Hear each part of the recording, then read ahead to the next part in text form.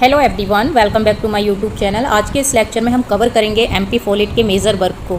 देखिए, जो इनके मेजर वर्क हैं उनको स्टार्ट करने से पहले मैं थोड़ी सी बैकग्राउंड एमपी फोलेट की बता देती हूँ। ये एक फेमस अमेरिकन सोशल वर्कर हैं और एक मैनेजमेंट थिंकर्स हैं, और इसके अलावा ये ऑर्गेनाइजेशनल थ्योरिस्ट भी थी। इन्होंने ऑर्गेनाइजेशन से रिलेटेड थ्योरी पर भी बात की है। और इनके अगर हम बर्थ की बात करें तो इनका बर्थ कब हुआ था? 3 सितंबर 1868 को हुआ था। ठीक। और इन्हें क्या कहा जाता है? इन्हें अगर हम बात करें तो इनका जो टाइटल है, इन्हें जो बोला जाता है वो बोला जाता है मदर ऑफ मॉडर्न मैनेजमेंट। याद रखिएगा, ये इनका टाइटल है। अब बात करेंगे हम इनके फेमस जो मेजर वर्क्स हैं। देखिए, सबसे पहले तो अगर हम बात करें तो इनके जो वर्क है जो बार बार एग्जाम में पूछा जाता है वो है न्यू स्टेट 1918 का। इनका ईयर भी याद रखिएगा। और इसकी थीम क्या थी इस मेजर वर्क की? Democracy through group organisation. यानी कि जो डेमोक्रेसी है वो किसके थ्रू है?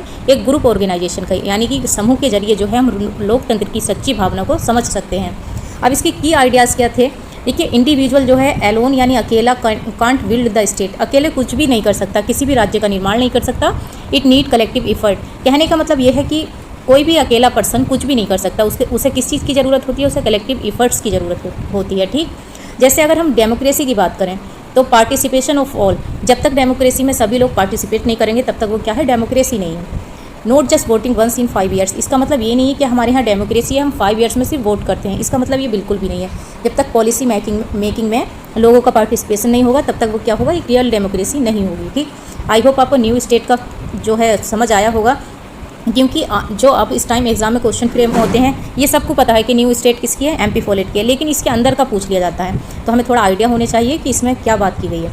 अब सेकंड अगर हम बात करें क्रिएटिव एक्सपीरियंस यानी कि 1924 ईयर याद रखिएगा, सिक्वेंस वाई लेकर आई हूँ। और इसकी थीम क्या थी? लर्निंग बाय डूइंग, यानी कि अनुभव से सीखना, कि हम किसी चीज़ को करेंगे और उससे सीखेंगे। ठीक। अब इसका आइडिया क्या है? True knowledge comes not from books, यानी जो सच्चा नॉलेज है हमारा वो किताबों से नहीं आता। वो कैसे आता है? हमें जीने और कार्य करने से आता है। फॉर एग्जाम्पल, अगर हम कोई चीज़ किताब में पढ़ लेते हैं, किसी भी प्रोसेस को हम किताब में पढ़ते हैं। एक तरीके से मैं किसी रेसिपी का एग्जाम्पल देती हूँ।